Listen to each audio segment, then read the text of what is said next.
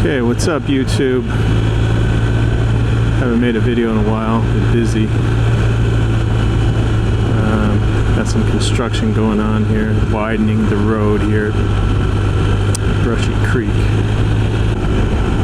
Right in the middle of springtime, but we've already got 88 degrees here in central Texas.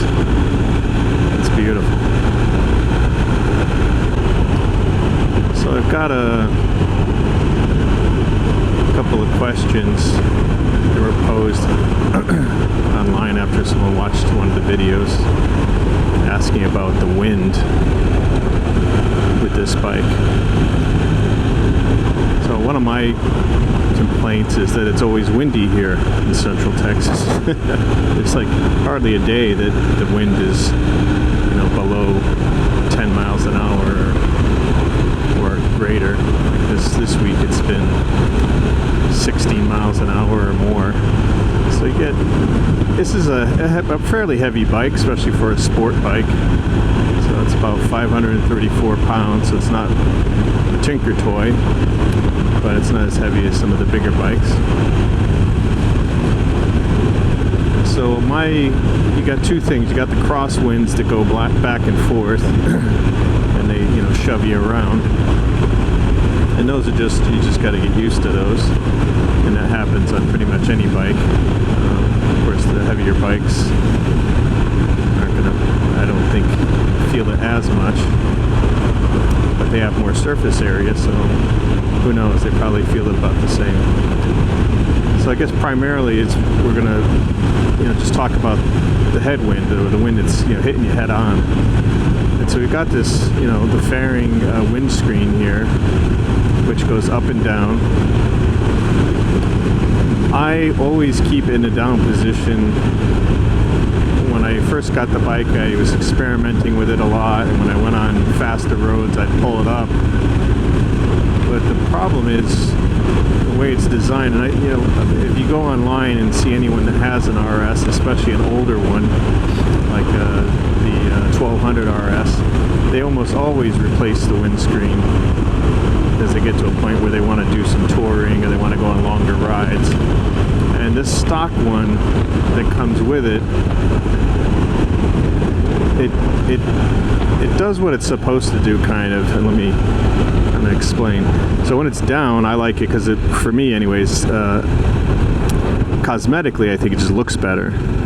You know, when you pop it up, it kind of changes the way the bike, it doesn't look as sporty anymore because you got the, you know, the screen is up higher.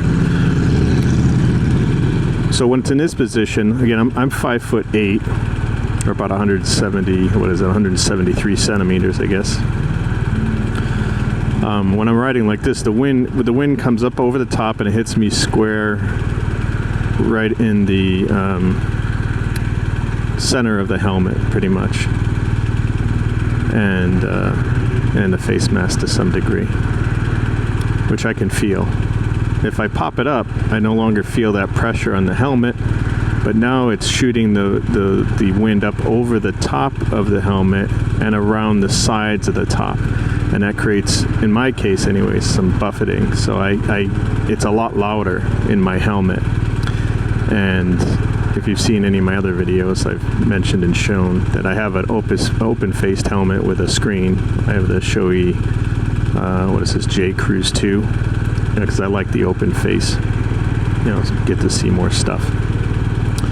So that, my helmet is technically, or typically, a little bit louder than a full face mask one. And so that's why I don't pop it up, because it's too loud. Makes too much noise, and cosmetically I don't think it looks cool. That's about it. And then the other question that pops up a lot when you're discussing BMWs is GS, of course, is the most popular bike from BMW and has the greatest sales volume, I'm sure. Because I do see quite a few GSs when I go riding. Well, let me clarify that. If I see a BMW out, it's almost always a GS. I've never seen, where I ride around here in around Austin, I know there must be some, but I have not seen a 1250, an R1250 RS. I've only seen GS's, and then a couple, I've seen some RTs. That's about it. But another person was talking about, they're looking at the GS and looking at the RS, and they like the RS because it's sportier looking, and they don't plan on going off-road. So I think, with those two things in mind, I don't think there would be any reason to buy a GS. And I've said this before, in my opinion, it's not a good-looking bike, I don't think. I mean, it's subjective, of course, but I think the RS is much better looking, sportier, sexier looking, cool, all that stuff. And the fact that if you don't plan on going off-road with it, you're defeating, one of the major roles of the GS is to go off-road with it. And from talking with people, specifically dealerships that sell BMWs, they've all pretty much told me the same thing, that probably 75% of the people that buy GSs never go off-road with them. And I would guess that's probably two reasons. One, they don't have enough experience to go off-road because it's a whole different animal than riding on the road. And the consequence of that is what? It's dropping the bike. And when you're spending, 20 grand or more after taxes and all that wonderful stuff, $23,000 or more on a motorcycle, and then when you get the baggage for it, because pretty much everyone that gets a GS, they get the luggage, the bags and all that stuff, and that's expensive. Yeah, so you're talking like a $24,000 bike, going off road and then running into a tree or dropping in the gravel, and that's not fun. So again, the RS is in my opinion a better looking bike. And another thing I like about it is the fact, like I mentioned before, is I don't see them. If I saw another one on the road, I wouldn't be like, get out of here. I'd be kind of excited because I don't see them too often. And I'd be instantly like, hey brother, what's going on, man? But that's another thing. It's like if you're going to ride with other people or just drive around, you're going to be a little unique because you got this cool, sexy bike that not a lot of people have. And it serves two roles. It tours and it's sporty. So if you put, it comes with the attachments to put the bags on it, just like a GS. It's got the same essential motor as a GS, Boxer. And it's very comfortable. It is lean forward a little bit, but not all the way down like full sport. So you can look cool riding around town with it and zipping around, having fun on it, and you can also go for a long ride on it.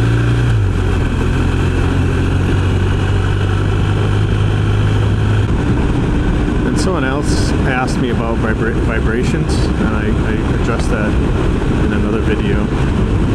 I don't really feel too much, and again, I don't have anything really to compare it to. I do feel vibrations. I don't think there's a bike out there that doesn't have vibrations to some degree. But in my case, there's nothing that makes my forearms or hands numb or itchy or tingly. The foot pegs don't make my feet uncomfortable or numb. I will say that my handlebars do vibrate a little bit more since I replaced the bar end caps, because the aftermarket ones I bought are much lighter. They're basically, I don't know how much they weigh, but they're very light. And the stock ones that come with it are longer than the bar ends and very heavy. They're solid steel, so they definitely dampen down the vibrations from the handlebars. So I do notice now that I've been riding with these new bar ends for a number of weeks that the bars do vibrate more, for sure. But again, not something that would caused me to pop them off. I was thinking about it, popping them off and just trying it with the stock for a while. But I like the way these look with the little strip of red to tie in the other cosmetic things I've done with the red on the bike. So I'm just going to keep them. I definitely would swap them out if I was going to go on a long haul and go somewhere far. I would, like a 2-hour or 3-hour plus ride, then I would definitely put the stock ones back on. I will say that. The one thing you have to get used to if you're not a boxer rider, if you've never ridden a boxer, is the parallel pistons that go back and forth. If you're sitting here at a light or whatever, and you kind of rev the engine, the bike shimmies back and forth, left to right. It's kind of interesting feel.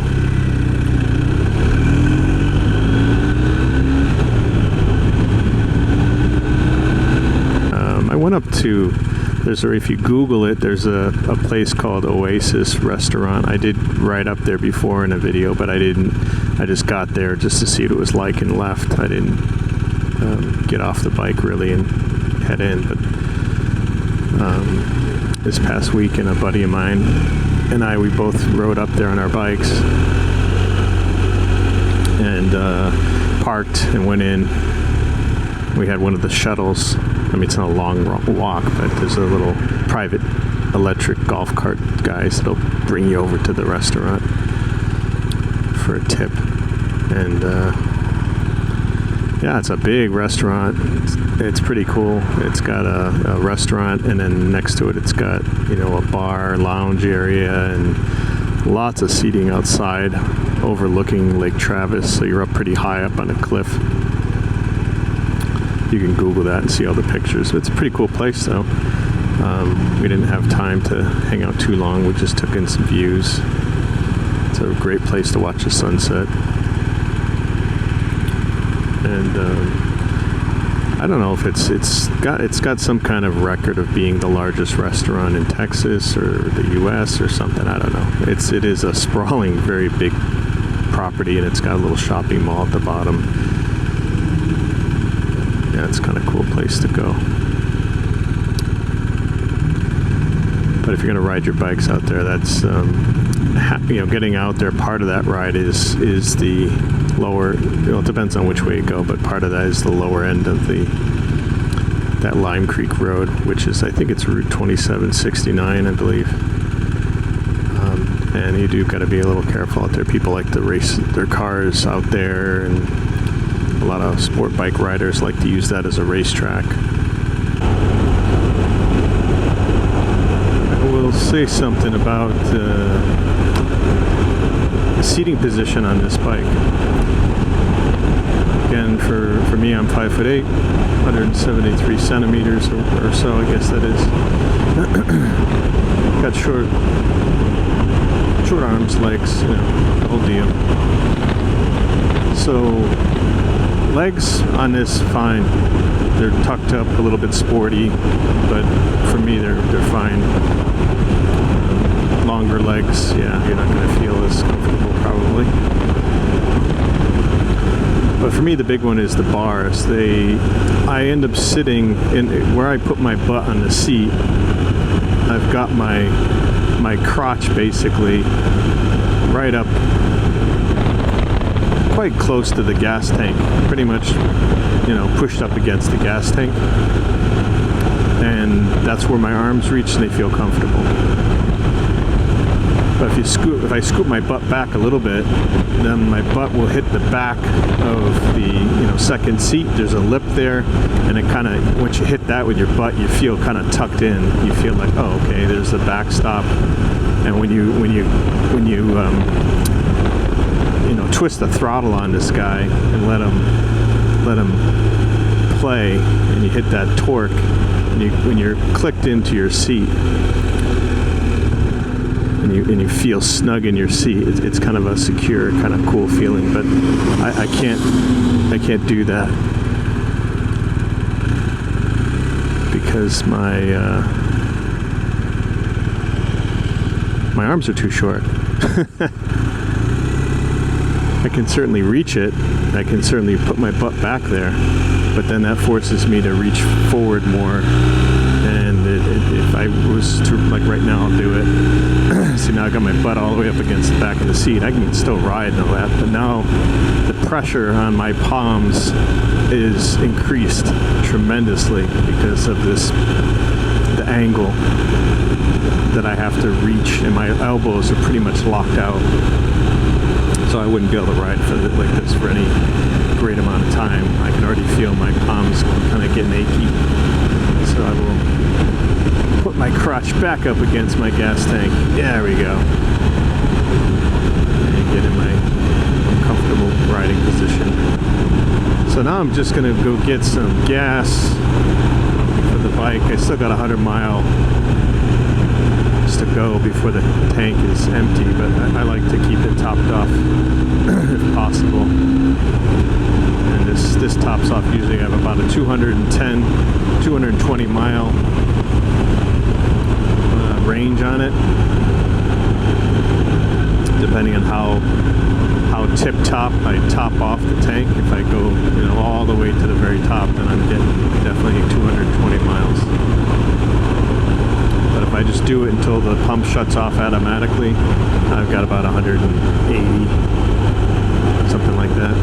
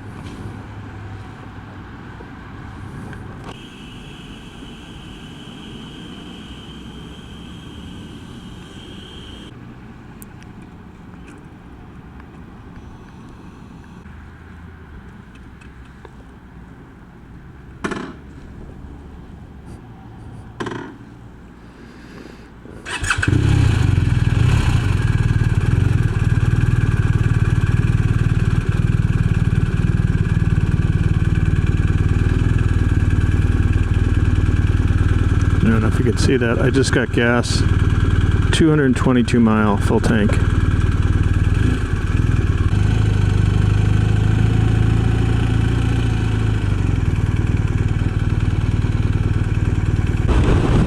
Catch you on the next one. Enjoy your weekend. Adios. Auf Wiedersehen. Zaijian. Goodbye. What other languages can I say goodbye in? I don't know, I'll have to look some up. Later.